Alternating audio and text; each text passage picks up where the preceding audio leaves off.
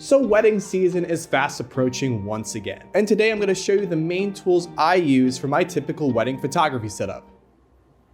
This is not one of those tools. Now, just because I'm used to my particular gear setup doesn't mean that you need to do the exact same setup as I do. I mean, you can, but consider your skill level and your budget. And hopefully you can use this as a guide to point you in the right direction to start. In this video, I'm specifically going over the main tools you'll need, with the first tool being a camera. You know what that is, right? My main photography camera is the Canon 5D Mark IV, a camera I seem to be obsessed with talking about. And there's a reason for that. It just works. Many professionals out there are using this as their primary photo camera, even with the growing popularity of mirrorless cameras. Now, speaking of mirrorless cameras, my secondary camera, yes, I said my secondary camera, is the Canon EOS R6. One of the main rules to follow for wedding photography is to bring two cameras. Now, in my case, I always shoot with a second photographer, and that's what I would suggest most of the time if you can swing it. There is a huge advantage of having a whole nother person around to shoot photography of the day with you. You essentially get twice the photos, and if you miss something, the other photography will likely be able to capture it. Hopefully. Now, if you don't have the luxury of shooting with two photographers, that is when you're gonna want to bring two cameras of your own. So why do you need to bring a second camera? Well, first of all, let's go through this nightmare scenario. Let's say your first camera malfunctions. For some reason, it just shuts down, it doesn't work. It happens. Or someone bumps into you and you drop it and it breaks. Now, these cameras are pretty sturdy and very reliable, but these things do happen. If this happens and you only brought one camera, you're screwed, the bride and groom are screwed, and everyone will hate you. So avoid everyone hating you for the rest of the day and bring two cameras. Now, when things are going right, the best thing about having two different cameras is that you can do two different lens setups on those cameras. Trying to switch lenses in the middle of doing wedding photography can get pretty messy. And then if you want to get really fancy, you can do two photographers and two cameras each. You don't have to go that hard. Plenty of people do, but it's definitely more than enough that you need. In terms of the actual cameras itself, it comes down to budget. You don't have to get the same level of cameras I do. I would suggest it, but obviously everyone has their own budget and their own limitations and maybe their own brand preferences too. The biggest thing is that you want to work with equipment that you are, one, familiar with, and two, comfortable with, even if it's not the most expensive camera. That being said, you don't want to shoot with cameras that are too much on the beginner level. Personally, I would suggest a full frame camera with a resolution of no less than 20 megapixels. Most full frame cameras and popular brands can achieve that. Now, in terms of lenses, you're going to want a variety of lenses, but how many do you actually need? For my weddings, I like to bring 35mm prime, 85mm prime, a 28 to 70mm zoom lens, and a 70 to 200mm zoom lens. In terms of the actual lenses to buy, that's going to vary by your camera body, but typically these are the focal lengths you're going to want to stick to regardless of the camera body that you're using. Obviously, there are lenses that are much more expensive than other lenses. You don't need the newest, most expensive lenses. Will they help?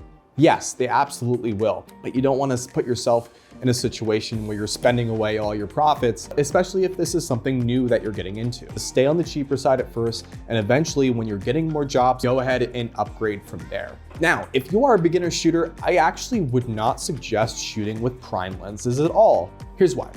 There are a lot of things that are happening that are out of your control. Being able to change your focal length on the fly will definitely help you not miss a beat. It's more important to actually capture the moment as it happens and maybe have it be 10, 20% less pretty and try to risk going for 100% and missing the moment because you weren't on the right focal length or you had a hard time focusing. Eventually, when you're comfortable enough, you might find a system that works for you to use both zoom and prime lenses. Let's say, for example, for events such as the ceremony and the dances, you might stick to doing zooms for those. Those are more unpredictable. Maybe for stuff like portraits, first looks, getting ready, those are environments you might be able to control a little bit more. Those are environments where prime lenses could work better. The increased aperture in those lenses can really make your photos stand out. Now, two of the most important pieces of camera gear for a wedding are batteries and cards. No matter how many cameras you bring, no matter how many lenses you bring, You cannot successfully shoot a wedding day without the right number of batteries and cards. So don't make that mistake.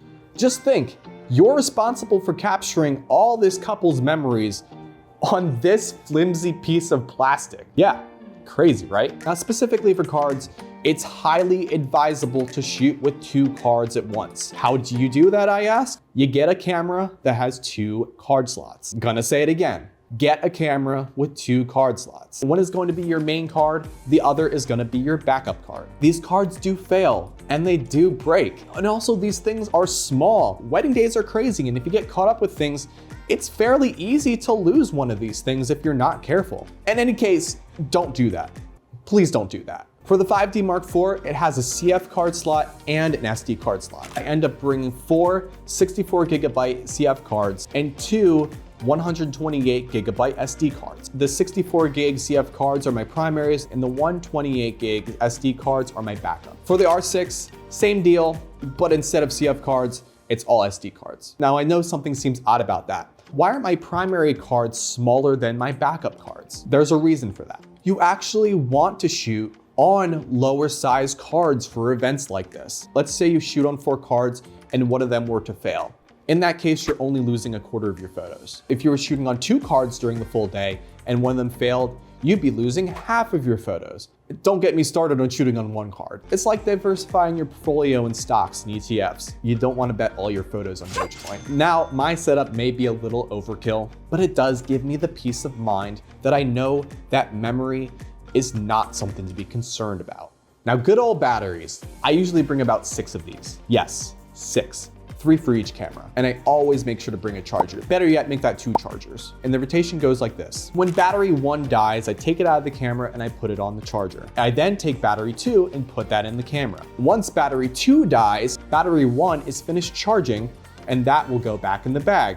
Battery 3 will then go in the camera, battery 2 will go on the charger. In their scenario, there's always 1 battery in the camera, 1 battery in the charger, and 1 battery in the bag. Investing a little bit more into these accessories goes a long way. I was always a worried mess when I started doing weddings because I never brought enough batteries or SD cards. One time I literally had to bring my laptop and dump the memory off of the SD card in order to shoot again.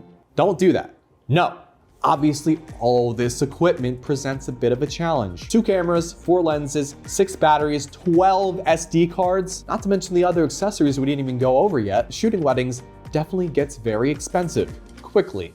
But you know what also is expensive? Buying wedding photography services. Yes, you will be expensive. You may spend thousands of dollars on equipment, but you can make that back 5, 10, 20 times even, depending on how many weddings you can book. Wedding photography can make a good living, and honestly, a good side gig. And the best part of it all, I still haven't mentioned, is you don't actually have to buy all this equipment. You can rent it. I wouldn't rely on renting all of it, but let's say if you need a couple extra lenses, rent them. I use lensrentals.com and it's worked perfectly. Not sponsored by them, by the way. Honestly, super easy and not much of a hassle to rent. But be smart, you don't want to spend your entire check on rentals. Allocate a small percentage of your gross profit toward rentals and then take home the rest. Are there any other accessories that you find helpful for wedding photography? Go ahead and list them in the comments below. I'll definitely do another video going over flashes, lighting, and other smaller accessories that'll help you throughout the day.